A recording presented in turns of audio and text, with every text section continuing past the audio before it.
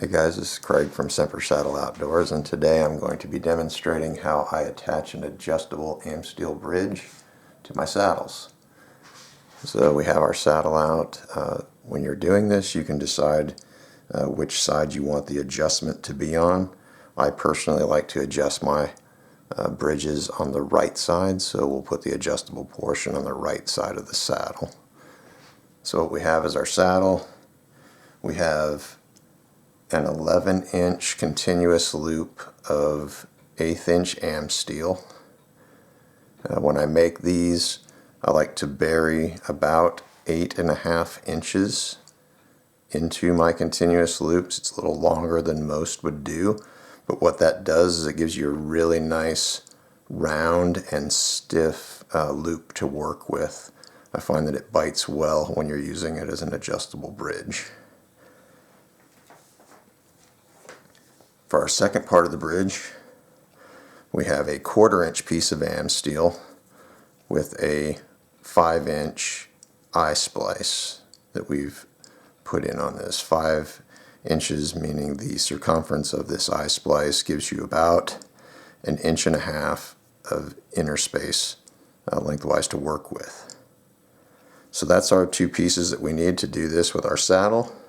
What we're going to do first is we're going to take our bridge rope and we're going to connect it to the left side of the saddle. I like to come underneath and then through.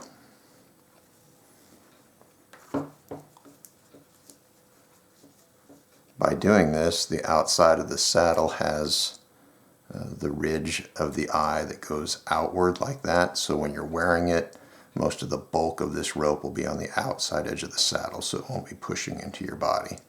So that's step one. We get the bridge rope attached.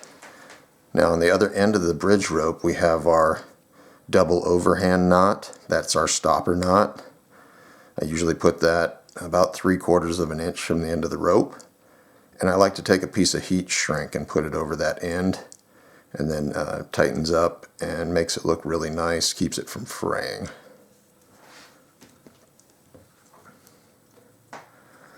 Second, we're going to take our continuous loop and we're going to attach it to the right side of the saddle. So again, I like to come into it underneath with the splice as the middle point and bring the loop back through itself like this.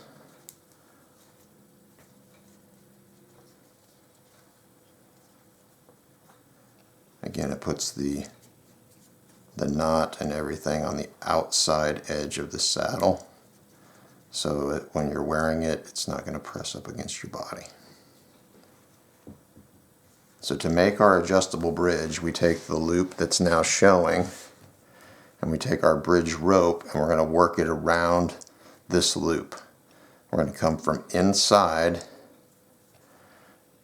and we're going to go around this rope 3 times.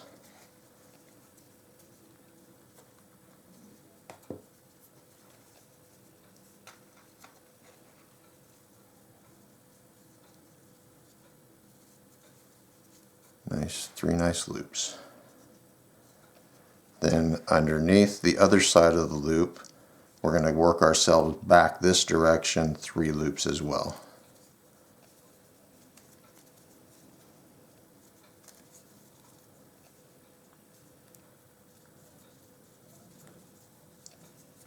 So what this is going to do is it's going to create a Prusik knot for us as we bring this back out. So what we're going to do is we're going to work out, just roll this back so that the smaller rope wraps around the larger one as you straighten it back out. And it'll fight you a little bit. And you'll have to dress it up a little bit as you get closer to this end.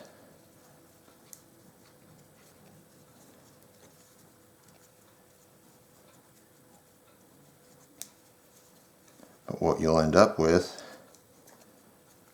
is 3 loops that are over the top, 3 loops on the bottom. A nice Prusik knot that comes to this part of the saddle. So when you load the saddle, meaning this is bridged and you put load on the saddle, that knot does not slide. But if you take weight off of it and use your fingers, you can slide it up and down the rope. You can slide it all the way down to the stopper knot if you want to, and it'll still hold. Or you can bring it up as tight as you want it in the bridge, and when you load it, it does not slide.